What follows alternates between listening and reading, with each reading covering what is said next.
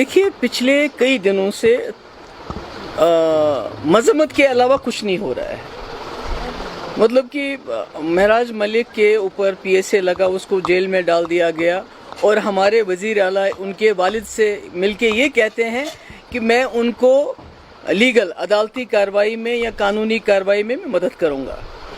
तो मेरे ख्याल में महराजुद्दीन साहब जो हैं वो MLA हैं, उनके पास इतनी सकत है कि वो लीगल एड कर ले सकते हैं उनके वालिद, क्योंकि अगर उनको लीगल एड की ज़रूरत होती तो वकील के पास जाएंगे, चीफ मिनिस्टर से तो नहीं मिलेंगे।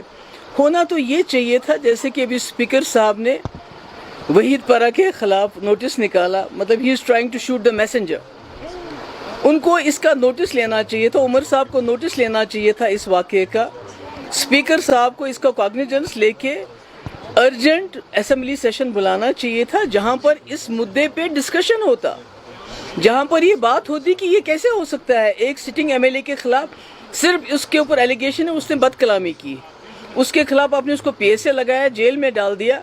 एक असेंबली सेशन कॉल किया जाना चाहिए जिसमें डिस्कशन होना चाहिए था, जिसमें रेजोल्यूशन पास होना चाहिए था, जो दिल्ली भेजा जाना चाहिए था होम मिनिस्टर को कि ये बर्दाश्त नहीं होगा। उससे क्या होता, एक तो जो महराज मलिक बंद है उसको रिहा करने के लिए प्रेशर पड़ जाता और आगे के लिए मरकज़ी सरकार 100 बार सोचती कि किसी भी ऑनरेबल MLA के खिलाफ PSA इन्वोक करने से पहले वो 100 मरतबा सोचती, पर ऐसा कुछ नहीं हुआ।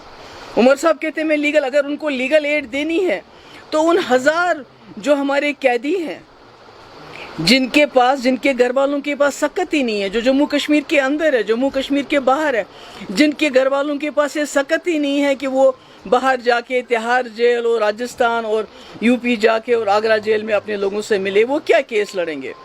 उमर साहब को 1 साल हो गया, तो अगर उनको किसी की मदद करनी है लीगली तो मैं समझती हूँ वो लोग मुस्तहिक हैं। जहाँ तक महराज मलिक साहब का, वो एक ऑनरेबल MLA है, उनके पास इतनी वसात है, उनके पास इतना है कि वो खुद अपनी वकालत के लिए अपना खर्चा कर सकते हैं। उनके वालिद ने ऑलरेडी उनके बिहाफ पे इजहार रिग्रेट भी किया, माफ़ी भी मांगी। तो मैं कहती हूँ उससे ज़्यादा उनके वालिद क्या कर सकते हैं। पर मुझे लगता है उनके वालिद उमर साहब से इसलिए नहीं मिले थे कि आप जी मुझे वकील करवा देंगे, ये तो कोई भी करा सकता है। उनकी तो ऐसी खुदा ना खास्ता ऐसी हालात नहीं कि वो वकील नहीं कर सकते।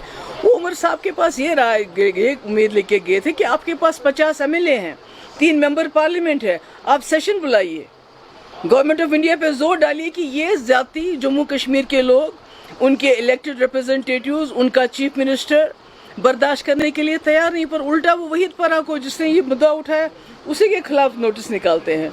तो मैं समझती हूँ ये ज़्यादती है, अभी भी वक्त है। मेरी स्पीकर साहब से गुजारिश है कि PDP के साथ जो भी आपको स्कोर्स बाद में सेटल करने वो बेशक करें, नोटिस भेजना है वो करें, मगर उसके साथ साथ असेंबली का सेशन बुलाइए, इस पे डिस्कशन कराइए, रेजोल्यूशन पास कराइए, ताकि आने वाले वक्त में इस किस्म की दोबारा कार्रवाई न हो हमारे MLAs के खिलाफ।